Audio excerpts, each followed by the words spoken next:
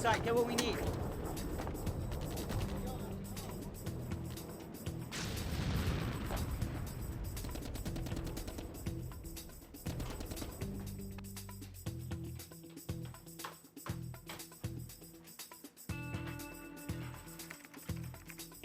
And this is this week's Closet Classic.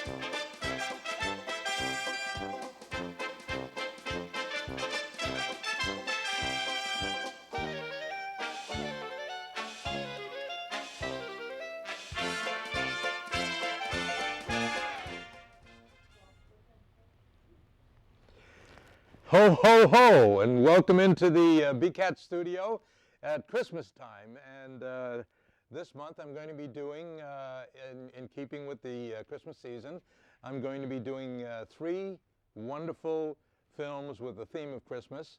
And these films are A Christmas Carol, and then we'll be doing It's a Wonderful Life, and finally National Lampoon's Christmas Vacation. These are different films that are all associated with the Christmas season, and I know you're going to enjoy these as much as I do.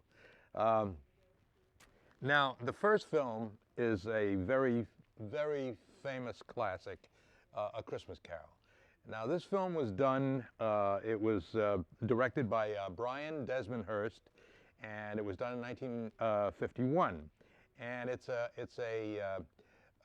the original film was done with Reginald Owen as playing Scrooge, and that was done in 1938. Now, this particular film that I'm reviewing is the one that I personally like best. In fact, it's a film that to me is very meaningful. I watch it every Christmas time. I mean, Christmas isn't Christmas unless I sit down with my family and watch this film, usually on Christmas Eve. And so I really love it, and I'm sure you'll love it too. Now, the thing that makes this film, I believe, is the performance of Alistair Sim.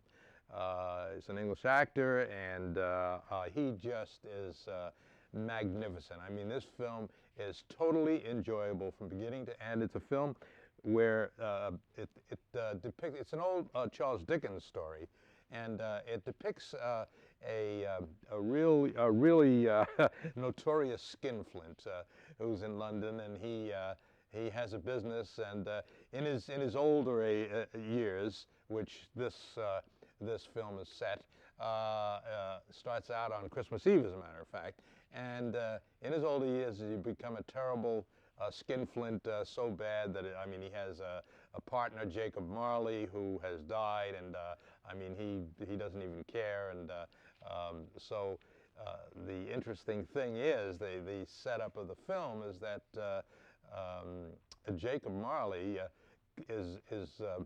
was also a skinflint, and he died and is doomed to roam the earth as a ghost, in chains, as a matter of fact. Now, that particular part is very, very significant to me, since I did Jacob Marley in a school, at the school as a member of the Burlington Players, and I loved it. I loved that thing. I was in chains and white makeup and everything like that. It was just wonderful.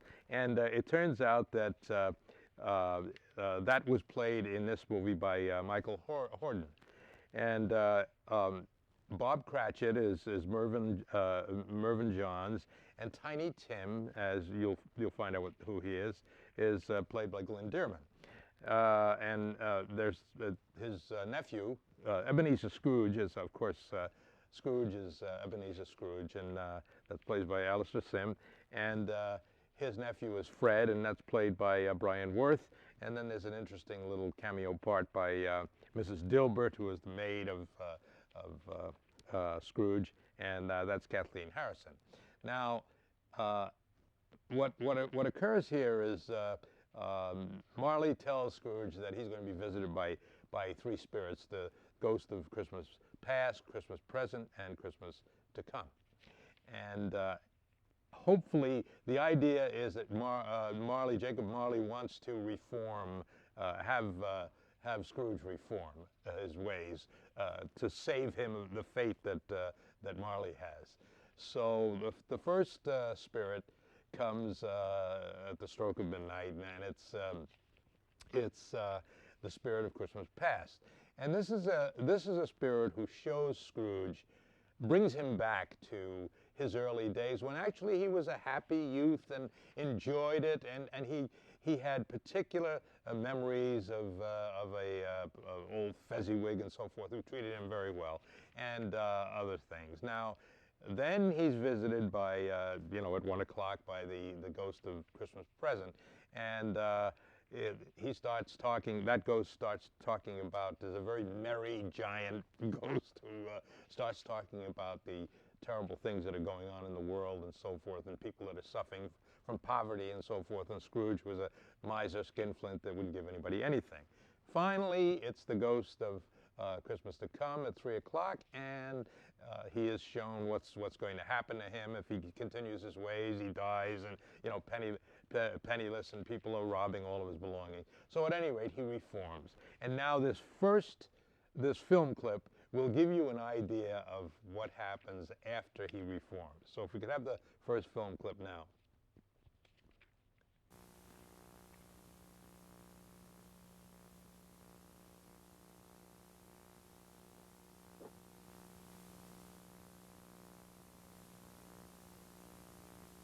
Hatchet, you're late. Sir, What do you mean by coming in here at this time of day? I'm very sorry, sir. I am behind my time, sir. You are indeed. Step this way, Mr. Cratchit, please. It's only once a year, sir. It won't be repeated. I was making rather merry yesterday, sir. I'm sure you were. Well, we won't beat about the bush, my friend. I'm not going to stand this sort of thing any longer. Which leaves me no alternative but to raise your salary.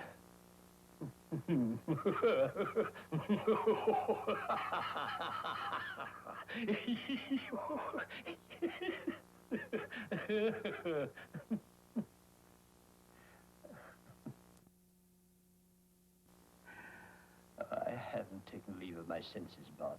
I've come to them. From now on, I want to try to help you to raise that family of yours. If you'll let me. Well, anyway, we'll talk it over later, Bob, over a bowl of hot punch. Meanwhile, you just go and put some more coal in that fire. You go straight out and buy a new coal scuttle. Yes, and you do that before you dot another I, Bob Cratchit. I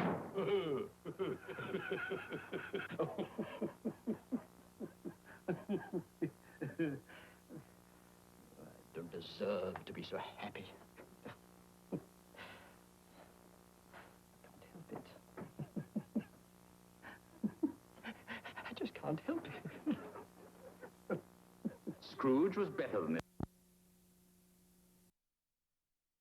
That part I just absolutely love is when he reforms and changes his ways, because before that he was really very bad to Bob Cratchit. And Bob Cratchit had a young son, Tiny Tim, who was crippled, and the point is that Scrooge reformed so much that he made it a point to, from then on, treat Bob Cratchit's family extremely well, including Tiny Tim, and helped him to recover from his illness. And so you'll just love this film from beginning to end, and it's the best version of all of them. There were lots of versions, and some of them were played, Scrooge was played by people like George C. Scott, Patrick Stewart, Albert Finney actually played in a musical version, and the original one I said was Reginald Owen, and there was one by Frederick March. So, but this with Alistair Sim is absolutely the greatest, and you must see this one.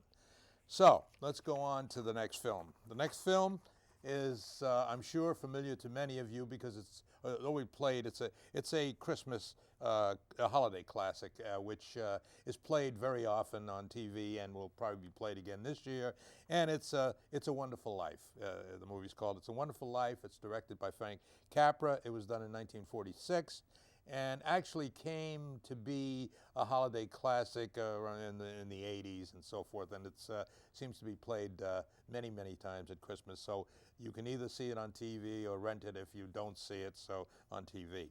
Now, this is a film that stars Jimmy Stewart as George Bailey, and this is set in a small town of Bedford Falls at Christmas Eve, and there are a very good cast in this movie. There's Donna Reed plays his wife.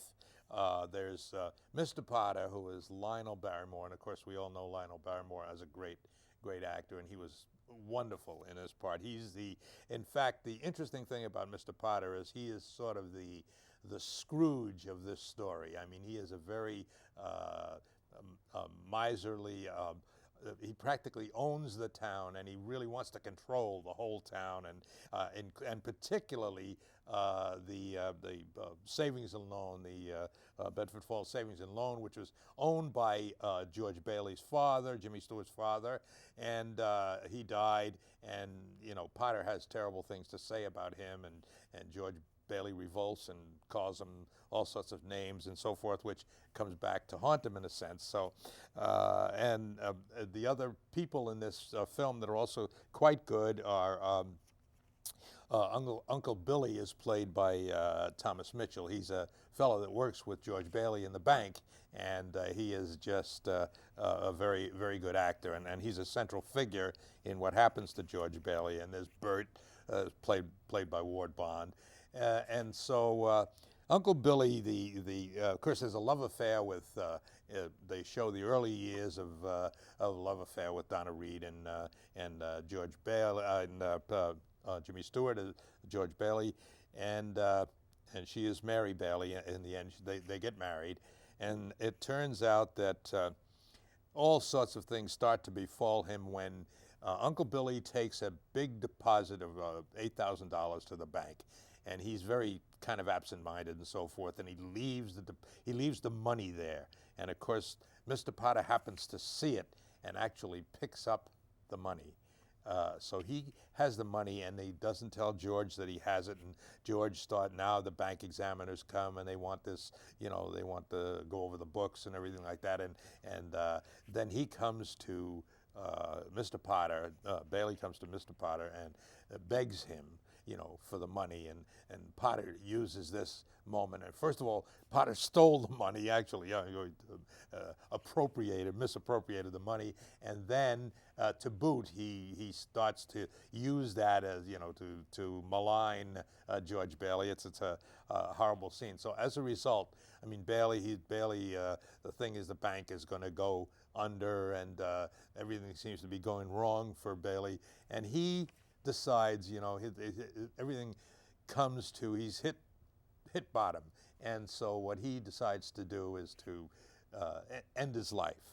Now, just before this, it turns out that you see this scene in heaven, and there's a very bumbling angel who wants to get his wings, Clarence, which is played by Henry Travers, and wonderfully played by Henry Travers, and Clarence, in order to redeem himself and to get his wings, he comes down to Earth to help George Bailey out of this situation. So George Bailey's about to, in fact, jumps off the bridge, and so Clarence dives in and saves him. And so from there, it turns out that, Bailey tells Clarence, I wish I was never born. And Clarence says, aha, this is a great opportunity to show him what happens if he's never born and perhaps get my wings that way. And as a matter of fact, the film is great because what goes on from there is you start to see George Bailey had touched a lot of people in his life. There's his brother, who he actually saved from drowning, and in fact he was sort of deaf in one ear because of that. And lots of people along the way. There was an old druggist who gave somebody the wrong thing, and he helped him, and there was all sorts of people he helped. But now the thing turns around, and since he's never born, he sets it up, the angel sets it up so Bailey indeed goes through what happens if he's never born, and all these things terrible. The town is taken over by Potter. It's now called Pottersville, and the whole thing. It's a sad turn of events. And so as time goes on, he begins to see how horrible it is that what would happen if he was never born. In other words, he really did have a wonderful life. So what happens is Clarence finally decides to bring him back to his real life, and of course he's so happy and so forth. So this next film clip gives you an idea of what happens after he's gets his life back.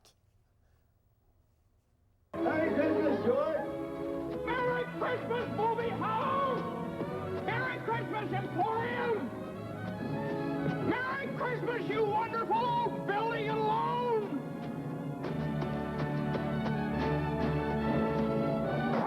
Hey! Merry Christmas, Mr. Potter! Happy New Year to you! In jail. Go on home, they're waiting for you. Mary! Mary! Mary! Well, hello, Mr. Bank Examiner. How? Mr. Bailey, there's a deficit. I know, $8,000. George, I've got a little paper. I'll bet it's a warrant for my arrest. Isn't it wonderful? I'm going to jail. Merry Christmas. Reporters. Where's Mary? Mary! Oh, look at this wonderful old drafty house. Mary! Mary! Mary! Have you seen my wife? Mary, Kids! Pete! Oh. Kids! Janie, Tommy! Let me look at you. Oh, I could eat you up.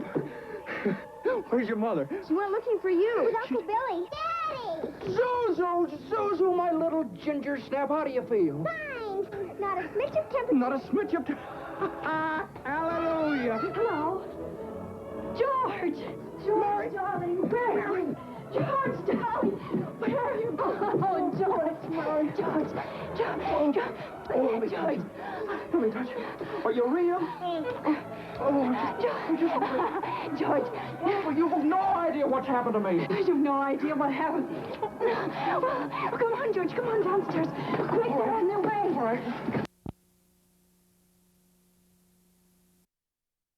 This is the redemption part of the movie, and the the real happy part after he goes through all the hits bottom and goes through all of the negative aspects. It's sort of parallels the Scrooge film in a lot of ways. So this is a great film, a totally enjoyable film. The acting is magnificent. In fact, this particular film, Capra got the Best Director Award, was nominated for six other awards, and in fact became Best Film of 46, and it also is on the 100 greatest films of all time. So it's a great movie, not to be missed, and I know you'll absolutely enjoy this one. So, going to the last film. Now we have a little change of pace here. This is an absolute comedy, but a totally enjoyable one, and it's it stars Chevy Chase. Now, Chevy Chase, in my view, is just such a great comedian. He's he really is has a very dry comedic persona, and he that particular way that he presents things. I mean, it's classic Chevy Chase. I mean, he is just wonderful. I love that kind of performance, and he does a wonderful performance. So, at any rate, this is a story. It was directed by Jeremiah Chechik in 1989, and it's one of a series of National Lampoon vacation films. There's, you know, Vegas, and you know, there's a couple of these films, and this one, the principal characters in this are Chevy Chase as Clark Griswold, and his wife is played by Beverly D'Angelo, who's a very pretty and goes along perfectly with him, and you know, she's straight and he's like crazy. He's off the wall. And Randy Quaid, who I absolutely love, is his cousin Eddie, and he makes me laugh just to look at him. I mean, the way he's so I don't know how to describe him, but he is just a goofball. He's a goofball. It's amazing some of the scenes that involve him and Chevy Chase. And now there's a particular scene in this that I absolutely love. I mean, it's a scene where Griswold has his business, and he has a boss who supposedly promises him this big Christmas bonus. So he's expecting a huge check, and so he invites all of this dysfunctional family for Christmas dinner, and that is hilarious. I mean, this film is hilarious all the way through because the sight gags and everything are just continual. I mean, one after another, the trees and the cat that gets fried by chewing on the light string of lights and so forth. All sorts of things go on in this film, and they're hilarious from beginning to end. Now, the scene that I love is the dinner with this dysfunctional family, and Mae Questel is Aunt Bethany, and I'm sure in the next film clip you will absolutely enjoy her performance as Aunt Bethany. She's a fruitcake. And William Hickey plays her husband, Uncle Lewis, who William Hickey is great. He played in Sea of Love and Prizzi's Honor and films like that. He was magnificent. So let's have the next film clip. What, dear? Grace! Grace! She passed away 30 years ago. They want you to say grace. The blessing.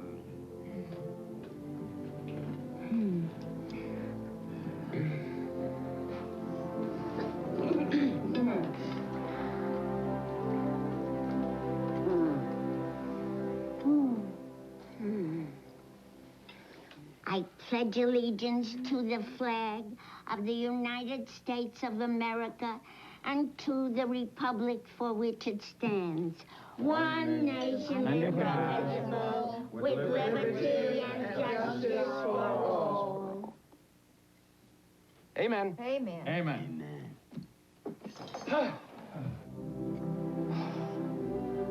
Catherine, this turkey tastes half as good as it looks. I think we're all in for a very big treat. Save the neck for me, Clark. Okay, Eddie.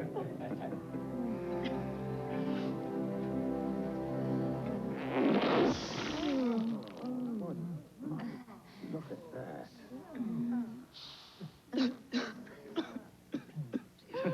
Sorry. Why are you crying? I told you we put it in too early. Oh, it's just a little dry. It's fine. I told you. Here's the heart.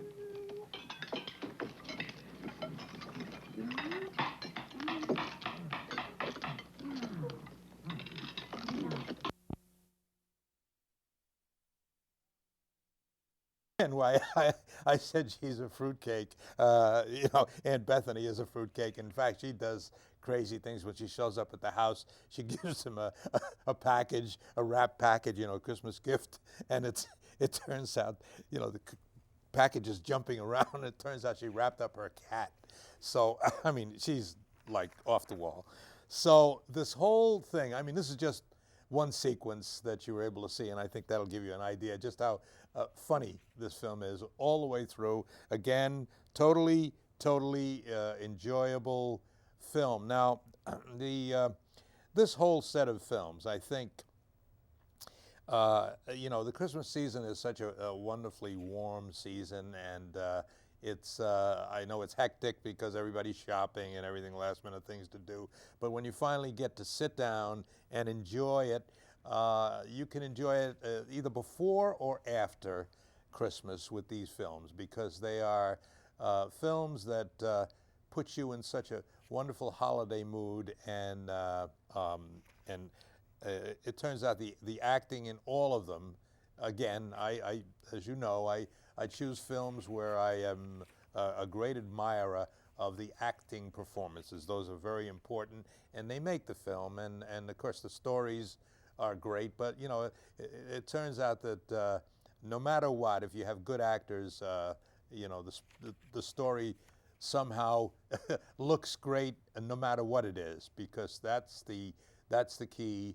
Its performance is the key. And so I hope that you all have a very, very Merry Christmas. I know that, and Happy New Year, of course. And I know that you'll try to get these films, or I hope that you will, because you can enjoy them as much as I have over the time. And again, once again, I would like to get your feedback. I haven't had much feedback, but if you would like to have other films reviewed that I haven't showed so far, this is my 11th show, and I will be seeing you again in January with a new show. But in the meantime, hopefully you'll get to see this within the next month. So with that said, I wish all of you again very happy Merry Christmas and a Happy New Year, and I'll see you next month. Thank you.